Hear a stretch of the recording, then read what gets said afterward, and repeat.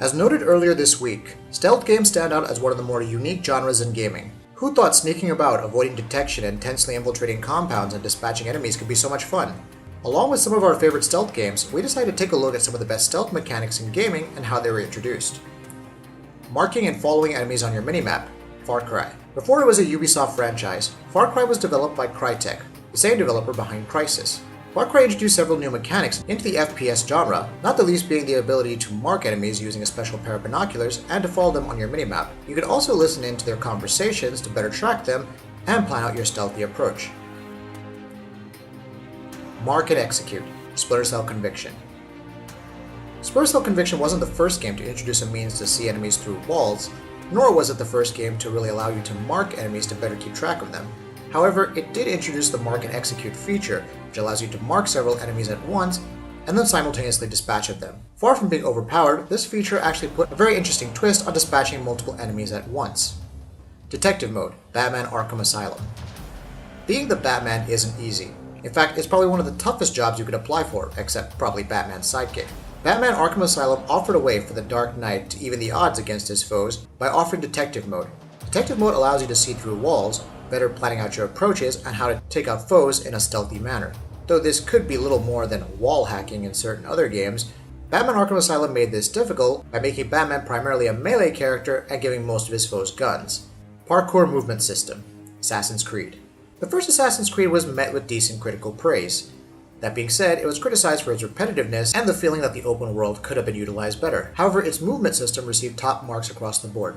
Never before had we had a game that allowed us to clamber across objects, climb up buildings, and navigate our environment like it was a virtual playground. Though the movement system has been changed over the years in Assassin's Creed, becoming more or less refined depending on your preference, there's no denying its influence on today's modern open world movement systems. Airborne Assassinations, Assassin's Creed. Sure, assassinations and quick kills may not have been a trademark of the Assassin's Creed franchise.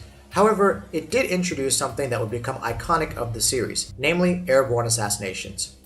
When you couple this with being able to follow your enemies, stalking them across rooftops, and finally coming down in that one moment of glory to assassinate them, airborne assassinations became one of the more fun things you can do in Assassin's Creed. Of course, running at a foe, leaping at him, and stabbing him in the throat was equally rewarding. Open world, non-linear sandbox stealth, Hitman Silent Assassin. The first Hitman had quite a few interesting tropes in it. However, it was Hitman Silent Assassin that would give us the open world, non-linear sandbox that allowed us to plan our kills in many unique ways. This basically allowed players the means to try out different methods to assassinate their target. Would you go for the indirect approach, probably poisoning a meal or causing an environmental object to fall? Or would you go with the direct approach? Or would you go with something more creative, probably luring your target into a lonely place to assassinate them? The choice was ultimately yours, and Hitman Silent Assassin was brilliant about giving you plenty of choice. Donning uniforms and blending in with enemies, Hitman Codename 47. Later games might have handled it better, and yes, Hitman Codename 47 was most likely not the first game to allow you to don enemy uniforms to blend in with the populace. However, it was the first game to properly diversify this aspect. Uniforms once picked up didn't guarantee you blending in with enemies, and at times you would come under suspicion. Yes, one of the major issues in Hitman Codename 47 was the fact that most enemies wouldn't suspect you until prolonged periods of exposure, but that's besides the point. Supernatural abilities mixed with first-person stealth, Dishonored. Whether you want to consider it a supernatural version of Thief or not, Dishonored gave us a whole new way to think about our stealth kills.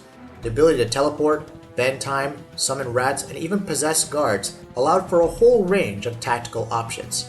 The non-linear environmental layout also offered many different ways for players to effectively move about the environment and decide how they wanted to tackle situations. The best part of Dishonored is, it didn't necessarily limit you in how you wanted to play. Whether you wanted to go full chaos mode and assassinate everything in sight, or take a stealthy approach and never be seen, Dishonored gave you the tools and challenged you to become the master of their trade. Peeking around corners and drawing guards away in a 3D space, Metal Gear Solid.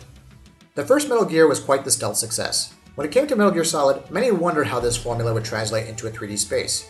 Amazingly enough, Hideo Kojima handled this transition seamlessly, while also making Metal Gear Solid a unique stealth title within this 3D space. The ability to peek around corners to properly measure sight lines and to see guards was intermixed with the ability to lure guards away by knocking on certain environmental objects.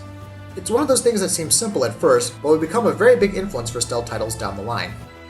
What's your favorite stealth game mechanic and which game do you think handled it best? Let us know in the comments, and we'll see you next time.